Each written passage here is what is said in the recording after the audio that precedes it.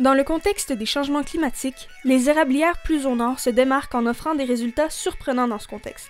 Patrice Bertrand, responsable du club acéricole de notre région, était curieux de goûter les sirops que nous produisons à Tewksbury jusqu'au début de mai. Une belle occasion d'apprendre comment on déguste et on décrit les sirops avec un pro.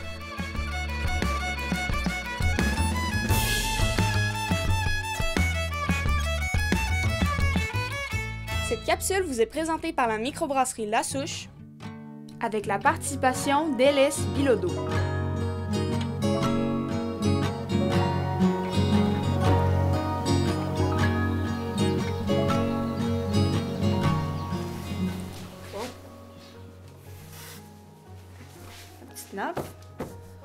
Bon, alors, mon père il me dit que tu étais bien curieux de goûter à nos sirops de fin de saison. Alors, j'ai apporté ici les numéros 7, 8 et 9. On en a fait 10 cette année. Parfait, c'est bon, oui.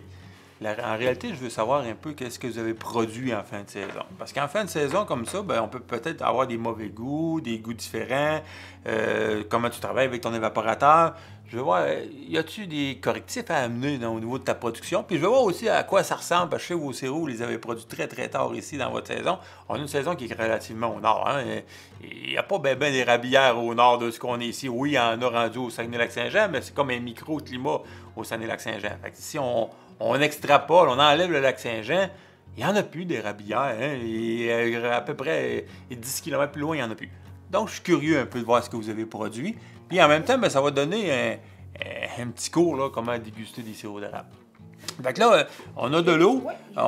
Ce qu'on va faire, c'est qu'on va prendre une gorgée d'eau, une petite gorgée d'eau entre chaque sirop d'érable. Là, on a juste 3 sirops d'érable à déguster. Fait que là, on peut l'avaler, il n'y a pas de problème, OK? Quand on fait des dégustations avec beaucoup plus d'échantillons que ça, là, à ce moment-là, on va avoir un petit gobelet, puis on va recracher ce qu'on goûte, parce que la minéralité, on en prend beaucoup trop. Mais là, pour nos besoins, là, on pourra avaler les sirops qu'on a là. Je vais commencer avec le numéro 7. Parfait. C'est beau, j'en ai assez. Moi aussi, Pas besoin de plus que ça. Je les ai déjà goûtés, mais pour le plaisir. Puis là, ce qui est important, c'est qu'il faut que l'ensemble de la langue reçoive du sirop d'érable, OK? Il ne faut pas que tu t'avales ça tout de suite. Puis, essaie de faire rentrer beaucoup d'air dans ta bouche. Parce que c'est en faisant rentrer de l'air dans la bouche qu'on va être en mesure d'aller chercher tout l'ensemble des saveurs. On y va. OK.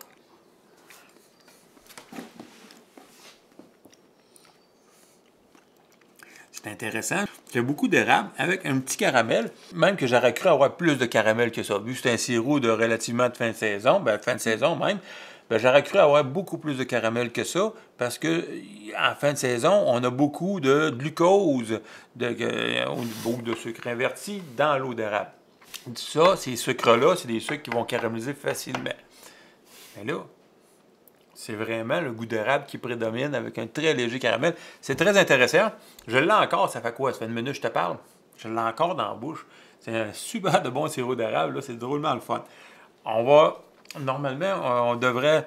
on n'a pas d'autres cuillères. On va faire ça de même pour être certain qu'il ne reste plus. Là.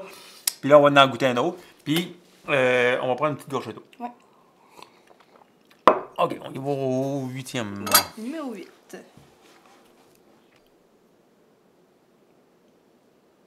Merci.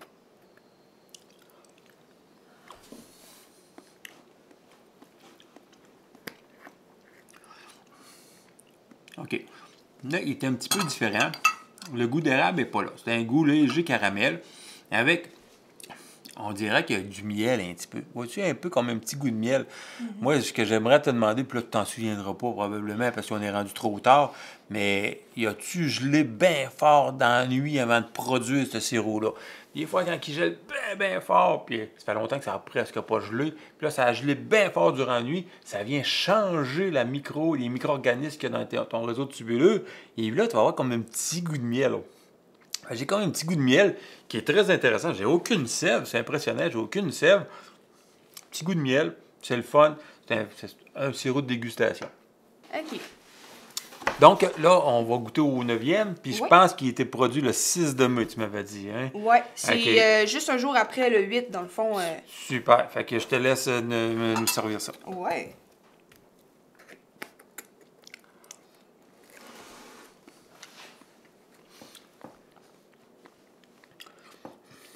là, on a le goût de sève. OK?